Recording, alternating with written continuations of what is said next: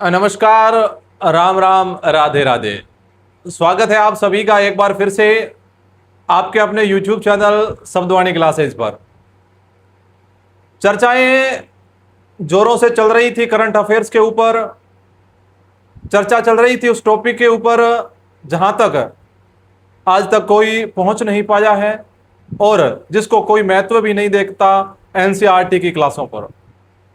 NCERT की class में अपन जो क्लास 8वीं है उसके हमारा अतीत की जो बुक है उसका लगातार अध्ययन कर रहे हैं। अगर आपने अभी तक अपनी वो क्लासें नहीं देखी हैं तो अपने यूट्यूब चैनल पर जाकर आप वहां पर वो एनसीईआरटी की क्लासें देख सकते हैं।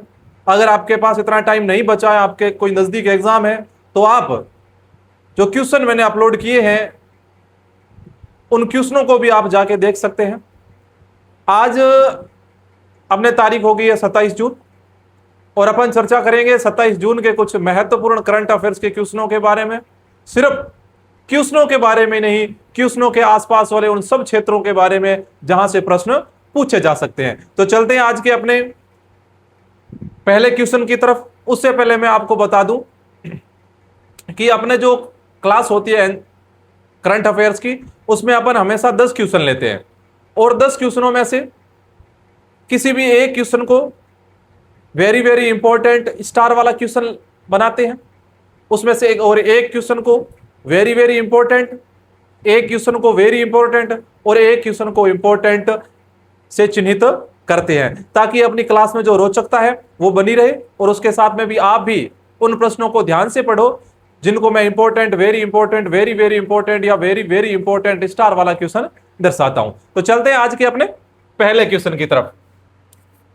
पहला क्वेश्चन है कि राजस्थान को चिकित्सा पर्यटन के लिए एक प्रमुख वैश्विक केंद्र के रूप में स्थापित करने के उद्देश्य से 2025 में कौन सी पॉलिसी लागू की गई थी। अब 2025 में पॉलिसी लागू की है, लेकिन मैं प्रश्न 2026 में इसीलिए लेके आया क्योंकि अपने जो आज का जो न्यूज़पेपर था कल का, उसमें इसके बारे में जानकारी दे रखी थी। भजनलाल जी शर्मा जो अपने वर्तमान में मुख्यमंत्री है, वो इसको और तेज करने के लिए, इसको लागू करने के लिए और इसमें सुधार करने के लिए कुछ पहलुओं पर चर्चा कर रहे थे। तो मैंने सोचा इसको भी साथ में ले लेते हैं ताकि अगर किसी ने इसके बारे में नहीं पढ़ा है तो उसको भी थोड़ा बहुत याद हो जाए। तो बताओ, चिकित्सा पर्यटन के लिए एक प्रमुख वैश्विक केंद्र के रूप में स्थापित करने के उद्देश्य से 2025 में कौन सी पॉलिसी लागू की गई थी? बताइए। चिकित्सा पर्यटन policy, check in Rajasthan policy, heal in Rajasthan policy या राज्य स्वास्थ्य पॉलिसी? तो मैं आपको बता दूं कि चिकित्सा पर्यटन को बढ़ावा देने के लिए राजस्थान में 2025 में एक पॉलिसी लागू की गई थी, उसका नाम था हिल इन राजस्थान पॉलिसी। क्या नाम था? हिल इन राजस्थान पॉलिसी। थोड़ी बहुत इसके बारे में अगर जानकारी देखें तो देख लीजिए। हिल इन राजस्थान पॉलिसी 2025, जिसे आधिकारिक तौर पर मेडिकल वैल्यू ट्रेवल पॉलिसी के रूप में अनुमोदित किया गया है, राजस्थान को चिकित्सा पर्यटन के लिए एक प्रमुख वैश्विक केंद्र के रूप में स्थापित करती है।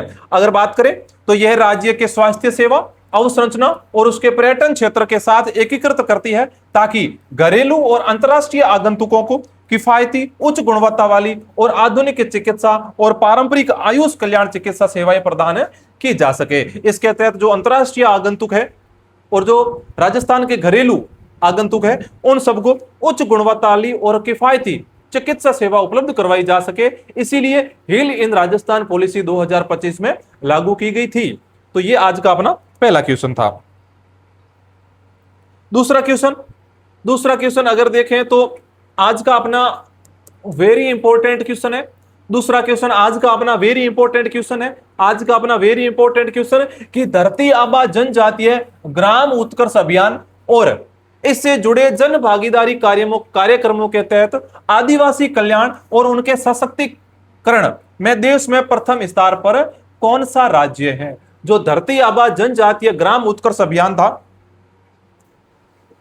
जिसकी शुरुआत की गई थी, वो देश के 549 जो आदिवासी जिलों हैं उन तक जो केंद्रीय योजनाएं होती हैं उनकी पहुंच सुनिश्चित करने के लिए उन जिलों के लोगों तक, जो 549 अपने आदिवासी जिले हैं, वहां तक जो जन कल्याणकारी योजना है उनको सुचारू रूप से पहुंचाने के लिए धरती आबा जनजातीय ग्राम उत्कर्ष अभियान की शुरुआत की गई थी। अपना जो प्रश्न है वो ये है कि उनके सशक्तिकरण में और कार्यक्रम के संचालन में देश में प्रथम स्थान पर कौन सा राज्य है? ऐसा कौन सा राज्य है जिसने धरती आबा जनजातीय ग्राम उत्कर्ष अभियान को सुचारू रूप से चलाया है और सबसे ज्यादा जो अपने जनजातीय लोग हैं उनको फायदा पहुंचाया है? तो कौन सा राज्य है? मध्य प्रदेश, राजस्थान, झारखंड या पश्चिमी बंगाल? तो मैं आपको बता दूं, अपना राज्य जो राजस्थान है वो उनके सशक्तिकरण में और आदिवासी कल्याण में देश में प्रथम स्थान पर है। देश में प्रथम स्थान पर कौन सा राज्य है? अपना राज्य राजस्थान। याद रखना, प्रथम स्थान पर कौन सा राज्य? अपना राज्य राजस्थान। थोड़ी बहुत जानकारी देखें तो धरती आबा जन भागीदारी अभियान की शुरुआत 15 जून 2025 को की गई थी। जो धरती आबा जन भागीदारी अभियान है उसकी शुरुआत कब की गई थी?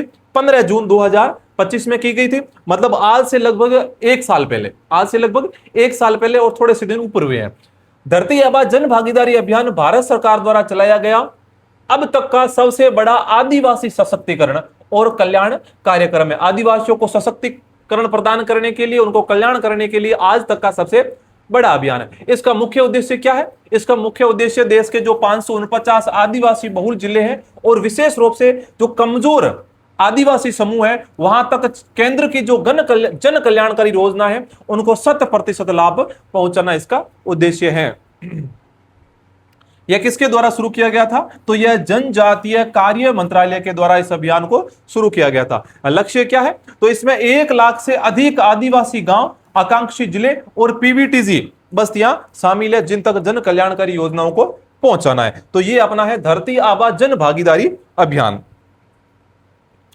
चलते हैं आज के अपने तीसरे क्वेश्चन की तरफ। और आज का अपना वेरी वेरी इंपॉर्टेंट क्वेश्चन, ऊपर स्टार लगा लेना, ऊपर स्टार लगा लेना। प्रश्न 101% पूछा जाएगा पक्का, किसी ना किसी एग्जाम के पेपर में ऐसे के ऐसा, जैसी मेरी भाषा है वैसा का वैसा प्रश्न जरूर छपेगा कि हाल ही में राजस्थान के मुख्यमंत्री श्री भजनलाल शर्मा ने लोकतंत्र जो सेनानी है उनकी मासिक पेंशन को बढ़ाकर कितना कर दिया है? जो लोकतंत्र सेनानी है उनकी पेंशन को बढ़ाकर हाल ही में जो राजस्थान के मुख्यमंत्री श्री भजनलाल जी शर्मा है उन्होंने कितना कर दिया है? बढ़ाकर 20,000 कर दी है, 25,000 कर दी है, 15,000 कर दी है या 30,000 कर दी है? तो मैं आपको बता दूं कि जो मासिक पेंशन है लोकतंत्र सेनानियों की उनकी वो 20,000 से बढ़ाकर 25,000 कर दी है। कितनी कर दी है? 20,000 से बढ़ाकर 25,000 कर दी है। और जो उनकी चिकित्सा सेवा है और उनकी जो चिकित्सा सेवा है उसके अंदर उनकी जो भागीदारी है वो 4,000 थी और 4,000 से बढ़ाकर वर्तमान में 5,000 कर दी है। ये चीजें जरूर ध्यान रखना। थोड़ा सा क्या करते हैं, अपने कलर चेंज कर लेते हैं, थोड़ा सा दिखने में मेरे हिसाब से आपको प्रॉब्लम आ रही होगी। क्यों ना ब्लैक कर लेते हैं, ठीक है, दिखाई देगा लगता है। अगली स्लाइड पे चलते हैं कि राजस्थान सरकार ने लोकतंत्र सेनानियों की मासिक पेंशन 20,000 रुपए से बढ़ाकर 25,000 रुपए कर दी है। इसमें क्या क्या सम्मिलित है?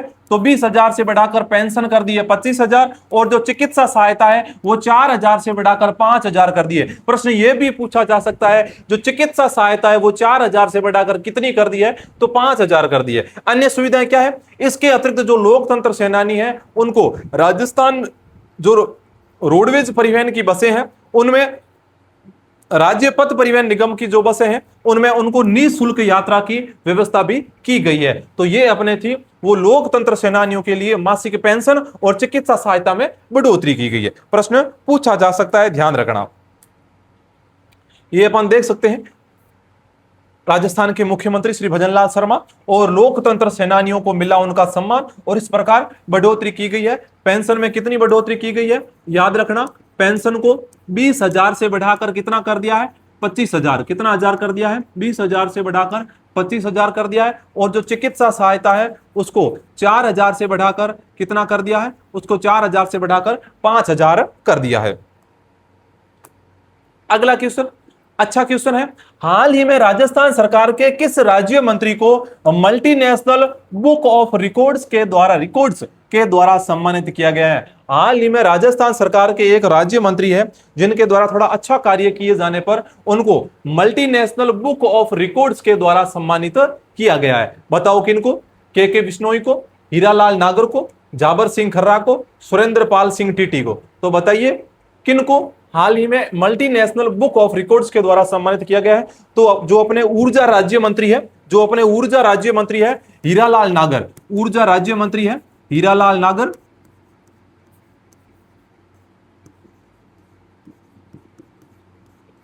इनको ऊर्जा के क्षेत्र में जितना लक्ष्य रखा गया था उससे ज्यादा मेगावाट बिजली उत्पादन करने पर इनको हीरालाल शास्त्री को, हीरालाल शास्त्री कहां से आए? हीरालाल शास्त्री नहीं, वो भारत के प्रधानमंत्री थे, सॉरी, ये हीरालाल नागर है।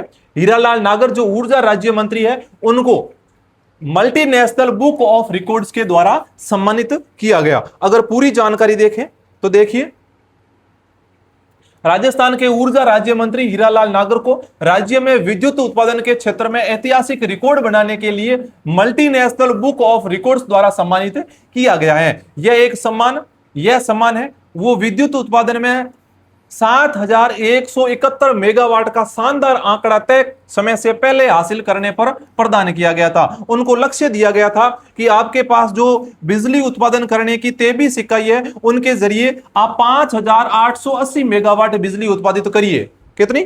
23 इकाइयों के माध्यम से 5,880 मेगावाट बिजली उत्पादित कर दिए। लेकिन नहीं साहब, हीरालाल जो अपने हीरालाल नागर थे उन्होंने कहा यह तो मेरे लिए बिल्कुल एकदम बोना पड़ जाएगा। इन्होंने अपने उपक्रमों को तेज किया, अपने जो कारीगर थे उनको तेज किया और जो विद्युत उत्पादन है वो 5,880 से भी ज्यादा 7,171 मेगावाट का शानदार आंकड़ा तय किया। इसलिए उन्हें एक पुरस्कार दिया गया, multinational book of records award दिया गया। अब अगर बात कर ले राजस्थान के मुख्यमंत्री और उप मुख्यमंत्री के बारे में, तो राजस्थान के मुख्यमंत्री श्री भजनलाल शर्मा है, ये मुख्यमंत्री है। इनके पास कौन कौन से विभाग है? गृह, सामान्य प्रशासन, आबकारी और कार्मिक विभाग है। इसके अलावा 2 उप मुख्यमंत्री हैं, सुश्री दिया कुमारी और डॉक्टर प्रेमचंद्र बेरवा। तो दिया कुमारी जी है वो उप मुख्यमंत्री, इनके पास में वित्त, पर्यटन, महिला एवं बाल विकास और कला एवं संस्कृति मंत्रालय है। इसके साथ ही जो प्रेमचंद बेरवा है उप मुख्यमंत्री है, उनके पास तकनीकी शिक्षा, उच्च शिक्षा और परिवहन से संबंधित जो मंत्रालय है वो इनके पास में। मेरे पास में एक ट्रिक भी है इनको याद करने की, तो मैं चाहता हूं कि उस ट्रिक को अपने करंट अफेयर्स की क्लास में साथ में न लेकर मैं एक अलग वीडियो अपलोड कर दूंगा, जिससे आपको हर चीज आसानी से याद हो जाएगी। अगर देखें तो यहां पर जो प्रमुख कैबिनेट मंत्री है उनकी सूची और है, तो सबकी मेरे पास ट्रिक बनाई हुई है, सबकी मेरे पास ट्रिक बनाई हुई है। सिर्फ एक मैं 15 मिनट का, कितने मिनट का? सिर्फ 15 मिनट से ज्यादा का वीडियो नहीं बनाऊंगा, 15 मिनट की एक क्लास लूंगा और उसमें आपको सारे के सारे विभाग और जो प्रमुख कैबिनेट मंत्री है वो हाथों हाथ याद करवा दूंगा। मेरी गारंटी है, हाथों हाथ में आपको क्या करवा दूंगा? याद करवा दूंगा। एक बार आप इनको देख लीजिए और अपने जो YouTube चैनल है उसको सब्सक्राइब कर लीजिए, ताकि जब भी मैं ये क्लास अपलोड करूं तो आप तक वो पहुंच सके। 101% मैं आपको वो याद करवा दूंगा। एक बार आप इनको देख लीजिए। अगला क्वेश्चन, आज का अपना 5वां क्वेश्चन, काफी अच्छा क्वेश्चन है। हाल ही में वन विभाग के द्वारा विभागीय सूचनाओं के बेहतर प्रबंधन। ठीक है साहब, इंपॉर्टेंट क्वेश्चन है। ठीक है साहब, इंपॉर्टेंट क्वेश्चन मिल गया कि हाल ही में वन विभाग के द्वारा विभागीय सूचनाओं के बेहतर प्रबंधन, नीति निर्माण, निगरानी एवं निर्णय प्रक्रिया को अधिक प्रभावी बनाने के लिए किस पोर्टल का शुभारंभ किया गया? जो वन विभाग है उनके द्वारा जो उनकी विभागीय सूचनाओं के आदान प्रदान, उनके प्रबंधन के लिए, नई नीतियों के निर्माण के लिए, विभिन्न जो नीतियों की निगरानी के लिए और निर्णय प्रक्रिया को अधिक प्रभावी बनाने के लिए एक पोर्टल की शुरुआत की है। आपको बताओ कौन सा पोर्टल शुरू किया गया है? Web one, DG1, my one या अवर वन? बताइए कौन से पोर्टल की शुरुआत की है? तो जो वन विभाग है उनके द्वारा DG1, क्या DG1 जिसे अपन कह सकते हैं डिजिटल वन, किस पोर्टल की शुरुआत की गई है? डिजिटल वन जिसे DG1 कहा जाता है, इस पोर्टल की शुरुआत वन विभाग के द्वारा की है। अपन देख सकते हैं यहां पर DG1 पोर्टल बनेगा वन प्रबंधन का सशक्त डिजिटल प्लेटफॉर्म। मुख्य सचिव इसके बारे में कह रहे हैं, ये थोड़ी बहुत इसके बारे में जानकारी है। यह भारत का प्रथम व एकमात्र multi layer one data platform है। विभागीय कार्यों में लाएगा अधिक पारदर्शिता और गुणवत्ता। यह भारत का प्रथम और एकमात्र multi layer one data platform है जहां पर विभिन्न प्रकार की जानकारी है वो इकट्ठी हो सकेगी। याद रखना डीजी वन नाम का पोर्टल है, पोर्टल का नाम इंपॉर्टेंट है, पोर्टल का जो नाम है वो इंपॉर्टेंट है, डीजी वन नाम है। क्या नाम है? DG one. अगला क्वेश्चन अच्छा क्वेश्चन है आज का अपना, वेरी वेरी इंपॉर्टेंट क्वेश्चन है। हाल ही में रक्षा अनुसंधान एवं विकास संगठन डीआरडीओ ने किस स्वदेशी विमानस्थ प्रारंभिक चेतावनी एवं नियंत्रण प्रणाली के अंतिम परिचालन की स्वीकृति प्रदान की है? जो अपना डीआरडीओ है, रक्षा अनुसंधान एवं विकास संगठन, उसने एक स्वदेशी विमानस्थ प्रारंभिक चेतावनी एवं नियंत्रण प्रणाली, एक कोई नियंत्रण प्रणाली है जिसमें कोई भी जो अपनी नौसेना वायुसेना है उससे संबंधित ये पोर्टल है, जिसमें जो विमान है उससे संबंधित कोई भी अगर घटना होने वाली है तो उससे पहले प्रारंभिक चेतावनी और उसके नियंत्रण के लिए एक प्रणाली जारी की गई है। अब वो कौन सी प्रणाली है उसको आपको बताना है। नेत्र, दृष्टि, शोध या ज्ञान, बताइए। उसका ध्यान रखने के लिए, उसको नियंत्रण रखने के लिए, अगर मैं कोई चीज का ध्यान कब रख पाऊंगा, उसको नियंत्रित कब रख पाऊंगा, जब मैं उसको उपयुक्त दृष्टि से देख सकूंगा। तो देखने के लिए कौन सी प्रणाली है? नेत्र प्रणाली है। कौन सी प्रणाली का परिचालन किया गया? नेत्र प्रणाली का परिचालन किया गया। किसके द्वारा? रक्षा अनुसंधान एवं विकास संगठन के द्वारा इसका निर्माण किया गया। किसके लिए किया गया? भारतीय वायुसेना के लिए इसका निर्माण किया गया। देखिए, रक्षा अनुसंधान एवं विकास संगठन डीआरडीओ ने स्वदेशी नेत्र विमानस्थ प्रारंभिक चेतावनी एवं नियंत्रण प्रणाली का अंतिम परिचालन स्वीकृत प्रमाण पत्र भारतीय वायुसेना को सौंपकर एक अहम उपलब्धि हासिल की है। इसका जो अंतिम परिचालन प्रमाण पत्र था वो भारतीय वायुसेना को सौंप दिया। अगर बात करें तो भारतीय वायुसेना, डीआरडीओ और संबंधित रक्षा उद्योग जगत के सहयोग से विकसित इस प्रणाली को हवाई निगरानी, स्थिति संबंधी जागरूकता तथा युद्ध प्रबंधन क्षमताओं को सुदृढ़ करने के लिए तैयार किया गया है। ये जो नेत्र नाम की प्रणाली है, जब भारत और किसी अन्य देश के बीच में अगर युद्ध की स्थिति हो जाए तो उस समय भी यह सहयोग प्रदान करेगा और विभिन्न प्रकार की जो जानकारी है वो प्रदान करने का काम करेगा। तो याद रखना इसका नाम क्या है? इसका नाम है नेत्र। ये देख सकते हैं यहां पर आपको ऊपर एक वायुयान भी दिखाई दे रहा है। इस प्रकार ये जो परिचालन की अनुमति है वो सौंपी जा रही है। अगर थोड़ी बहुत बात करें वर्तमान में भारत के थल सेना प्रमुख कौन है, तो वर्तमान में भारत के जो थल सेना प्रमुख जिसे कहा जाता है chief of the army staff COAS, वो कौन है? वो जनरल उपेंद्र द्विवेदी लेफ्टिनेंट है। कौन है? General Upendra Dwivedi lieutenant. थोड़ा दिन तक याद रखिए क्योंकि आने वाले 30 तारीख को 30 जून 2026 से जो नए COAS बन जाएंगे वो जनरल धीरज सेठ बन जाएंगे। कौन? अपने खुद सेठ जनरल धीरज सेठ क्या बन जाएंगे? थल सेना प्रमुख बन जाएंगे। अगर बात करें नौसेना प्रमुख की तो वर्तमान में नौसेना प्रमुख कौन है? Vice admiral Krishna Swaminathan. कृष्णा स्वामीनाथन, कृष्णा स्वामी, जो कृष्ण स्वामी है, जो अपने भगवान कृष्ण है, वो लास्ट में इन्होंने द्वारका कहां पर बसाई थी? आपको पता है कि वो समुद्र में चले गए थे अपनी द्वारका को लेकर। तो वो चीजें जो नौसेना प्रमुख है तो याद रखना कृष्णा स्वामीनाथन। कौन है? अपने स्वामी भगवान कृष्णा स्वामीनाथन। वायुसेना प्रमुख कौन है? वायुसेना प्रमुख कौन है? वायुसेना जो ऊपर से चलती है और ऊपर से चलती है। और यहां पर दे रखा है अमर। जब व्यक्ति चला जाता है, उसकी डेथ हो जाती है तो अपन कहते हैं वो अमर हो गया। अमर होते हुए कहां जाता है? ऊपर जाता है। तो याद रखना वायुसेना प्रमुख कौन है? मार्शल अमरप्रीत सिंह। कौन है? अमरप्रीत सिंह वर्तमान में अपने क्या है? वायुसेना प्रमुख है। और नौसेना प्रमुख कौन है? एडमिरल कृष्णा स्वामीनाथन। चलते हैं आज के अपने 7वें क्वेश्चन की तरफ। कौन सा क्वेश्चन है? 7वां। हाल ही में संस्कृति मंत्रालय के द्वारा 25 जून को संविधान हत्या दिवस कार्यक्रम का आयोजन कहां किया गया? हाल ही में जो अपना संस्कृति मंत्रालय है उसके द्वारा 25 जून को संविधान हत्या दिवस कार्यक्रम का आयोजन किया गया। 25 जून को किस कार्यक्रम का? संविधान हत्या दिवस का। आपको बताना कि इसका आयोजन कहां किया गया? नई दिल्ली, कोलकाता, चेन्नई या मुंबई? तो इसका जो आयोजन किया गया था संविधान हत्या दिवस का वो नई दिल्ली में किया गया। कहां किया गया? नई दिल्ली में इसका आयोजन किया गया। तो देखिए, संस्कृति मंत्रालय ने नई दिल्ली स्थित अपने परिसर में मंत्रालय के अधीन एक स्वायत्त संगठन सांस्कृतिक संसाधन और प्रशिक्षण केंद्र द्वारा आयोजित एक विशेष कार्यक्रम के माध्यम से संविधान हत्या दिवस मनाया। आपको बता दें कि सन 1975 में जो आपातकाल लगाया था उसके 50 वर्ष पूरे होने के अवसर पर आयोजित किया गया था यह कार्यक्रम। और इसका उद्देश्य क्या?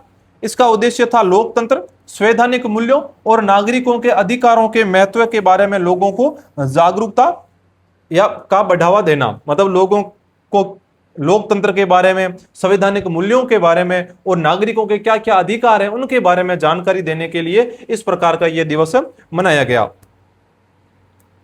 ये देख सकते हैं अपन इसके बारे में।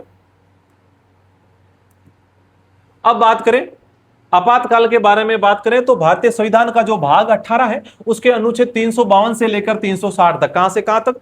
भाग 18 352 से लेकर 360 तक आपातकाल से संबंधित प्रावधान दिए गए हैं। मुख्य रूप से 3 प्रकार के आपातकाल होते हैं। मुख्य रूप से कितने प्रकार के?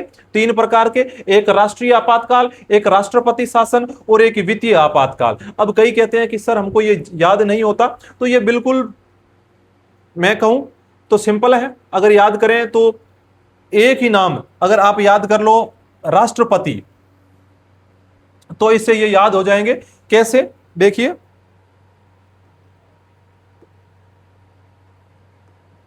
देखिए जैसे कि अपन एक नाम याद रख लेते हैं राष्ट्रपति, राष्ट्रपति। अब 3 अनुच्छेद है, 352, 356 और 360। अब कौन कौन सा? पहला है राष्ट्र, तो पहला है राष्ट्र, तो इससे याद रखना राष्ट्रीय आपातकाल, राष्ट्रीय आपातकाल। उसके बाद में पूरा नाम है राष्ट्रपति, तो नाम याद रखना राष्ट्रपति शासन। क्या है? राष्ट्रपति शासन। और इस राष्ट्रपति का अंतिम भाग है पति, तो याद रखना वित्तीय आपातकाल।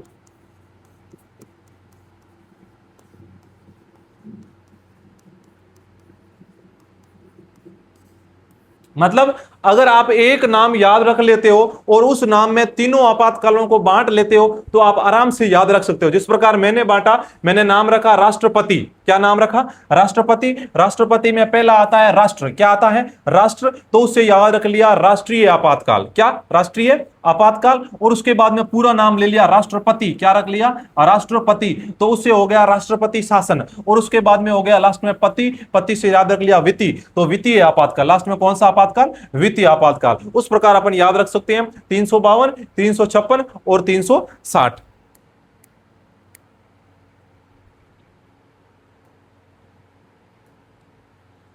अगर बात करें 1975 के आपातकाल के बारे में, तो वो कब लगा था? वो 25 जून 1975 से लेकर 21 मार्च 1977 तक लगभग 21 महीनों की अवधि में भारत में आपातकाल घोषित किया गया था। 25 जून 1975 से लेकर 21 मार्च 1977, लगभग 21 महीनों की अवधि तक भारत में क्या चला था? आपातकाल चला था। आपातकाल लगाने समय भारत के राष्ट्रपति कौन थे? फखरुद्दीन अली अहमद। फखरुद्दीन अली अहमद थे, वो उस समय भारत के राष्ट्रपति थे। और भारतीय प्रधानमंत्री कौन थे? तो उसमें भारत के प्रधानमंत्री थी वो इंदिरा गांधी थी। कौन थी? इंदिरा गांधी थी। इसके बारे में आप थोड़ा याद रख लेना। और उन्होंने अनुच्छेद 352 के तहत आपातकाल की घोषणा की थी। आज का अपना 8वां क्वेश्चन है, हाल ही में किसके द्वारा 27 जून 2026 को नई दिल्ली के डॉक्टर अंबेडकर इंटरनेशनल सेंटर में आयोजित एमएसएमई दिवस 2026 उद्यमी भारत कार्यक्रम की अध्यक्षता की गई थी। हाल ही में जो इंटरनेशनल अंबेडकर इंटरनेशनल सेंटर था वहां पर एमएसएमई दिवस मनाया गया था। उसकी अध्यक्षता किसके द्वारा की गई? तो उसकी अध्यक्षता वो भारत के उपराष्ट्रपति श्री सीपी राधाकृष्णन के द्वारा की गई। किसके द्वारा? श्री सीपी राधाकृष्णन के द्वारा।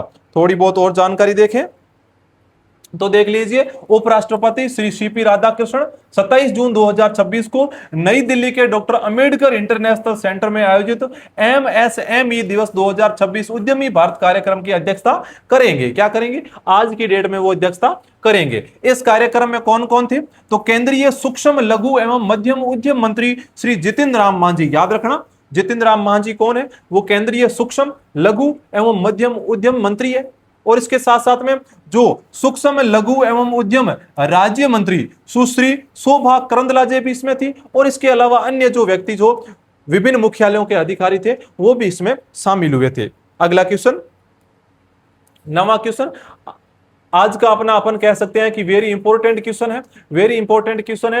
हाल ही में नागरिक उड्डयन मंत्रालय और दिल्ली अंतरराष्ट्रीय हवाई अड्डा लिमिटेड ने किस बीमारी की स्वास्थ्य जांच के लिए एयर सुविधा 2.0 पोर्टल लॉन्च किया है? जो अपना नागरिक उड्डयन मंत्रालय है और जो दिल्ली अंतरराष्ट्रीय हवाई अड्डा लिमिटेड है उसने किस बीमारी के लिए, कि विश्व स्तर पर वो बीमारी थोड़ी बहुत फैल चुकी है, तो बाहर के देशों से आने वाले नागरिकों के लिए स्वास्थ्य जांच के लिए एक एयर सुविधा लॉन्च की है, एयर सुविधा 2.0। उसका नाम, उस बीमारी का नाम क्या है? किस बीमारी से बचने के लिए? इबोला, कोरोना, इन्फ्लुएंजा या डेंगू? तो मैं आपको बता दूं जो इबोला नाम की बीमारी है वो हाल ही में जो अफ्रीकी कई देश है उनमें फैल रही है, तो इस कारण उससे बचने के लिए एयर सुविधा 2.0 पोर्टल लॉन्च किया गया है। अपन यहां पर देख सकते हैं एयर सुविधा सेल्फ डिक्लेरेशन फॉर्म। पहले आपको सेल्फ डिक्लेरेशन फॉर्म भरना पड़ेगा, उसके बाद में ही आप जो अपना एयरपोर्ट है वहां से बाहर निकल सकते हो। तो यही सेम चीज है। इसका उद्देश्य क्या है? इसका उद्देश्य चल रहे इबोला रोग के प्रकोप के जवाब में प्रवेश केंद्रों पर सार्वजनिक स्वास्थ्य निगरानी को मजबूत करना इसका उद्देश्य है। यह थोड़ी बहुत जानकारी है जीवाणु के बारे में। जीवाणु जनित रोग कौन कौन से हैं? तपेदिक जो माइकोबैक्टीरियम ट्यूबरक्लोसिस से होता है। हेजा जो विब्रियो कोलोरी से होता है। टाइफाइड जो साल्मोनेला टाइफी से होता है। डिफ्थीरिया जो कोरिनी बैक्टीरिया डिफ्थीरिया नामक जो जीवाणु है उससे होता है। उसके बाद में अगर देखें कि विषाणु से प्रमुख रोग कौन कौन से होने वाले हैं, तो कोविड-19 जो SARS-CoV-2 से हुआ था। एड्स जो ह्यूमन इम्यूनो डेफिशिएंसी वायरस से होता है। फिर डेंगू ये फ्लेविविरिडी परिवार का जो डेंगू वायरस है उससे होता है। रेबीज है वो रेबीज लाइसा वायरस से होता है। फिर है प्रोटोजोआ से कौन कौन से रोग होते हैं? तो मलेरिया जो प्लाज्मोडियम नामक प्रोटोजोआ से होता है। और अमीबा पेचिस जो एंटी अमीबा हिस्टोलिटिका नाम के प्रोटोजोआ से होता है। इनको आप रोक कर थोड़े ध्यान से देख लीजिए।